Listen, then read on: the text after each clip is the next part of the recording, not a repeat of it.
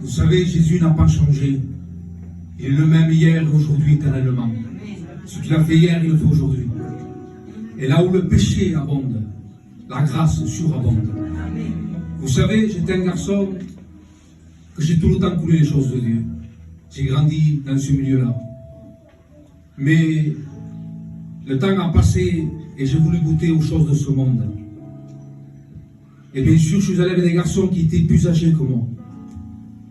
Et quand j'allais avec eux, c'était des garçons qui buvaient beaucoup. Et ils me disaient, il faut que tu boives avec nous. Au début, je ne voulais pas boire. Ils me disaient un verre ou deux. Ça fait d'homme de boire. Alors moi, bien sûr, pour faire comme eux, je commençais à boire un verre, 2 verres, 3 verres.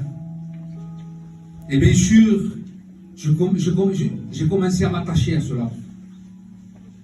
Et là, toutes les soirées, je commençais à boire beaucoup, beaucoup, beaucoup. Et bien sûr, le temps a passé, et ces garçons, ils ont commencé à prendre des choses dures, de la drogue, avec le respect que je vous dois. Et ils me disaient, embrasons aussi avec nous. Et j'en ai pris. Vous savez, ma vie était gâchée, anéantie.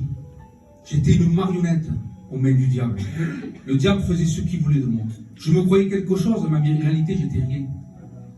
Et le temps a passé, et bien sûr, j'ai voulu faire mon foyer. Je croyais que, en faisant cela, ça allait me calmer. Mais au contraire, ça allait de pire à pire. Ma maison, c'était un enfer. Je rentrais chez moi à toutes les heures, je prenais la voiture, je partais. Je buvais, je me droguais, je faisais n'importe quoi. Le diable faisait de moi ce qu'il lui voulait. Mais Dieu n'avait pas dit son dernier mot. Un serviteur m'avait dit à l'âge de 12 ans que j'allais passer par une épreuve pour le servir. Et moi, bien sûr, j'attendais cette épreuve-là. Mais je vous le dis de la part de Dieu, n'attendez pas l'épreuve. Donnez votre cœur à Jésus. Ma compagne me disait, allons à la réunion. Et moi, je disais, non, j'attends l'épreuve, moi. Et bien sûr, quand l'épreuve est venue, je me suis vu tout seul. Mais il y a quelqu'un que lui, il ne m'a jamais laissé. Et j'ai pu me confier à lui. Vous savez, j'ai compris que c'était le moment de me donner à lui, de donner ma vie à Jésus.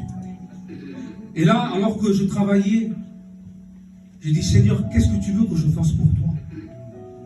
Et là, j'ai reçu un message sur mon téléphone qui disait, je suis l'Éternel ton Dieu, je veux que tu me serves, sers-moi et je te soutiendrai.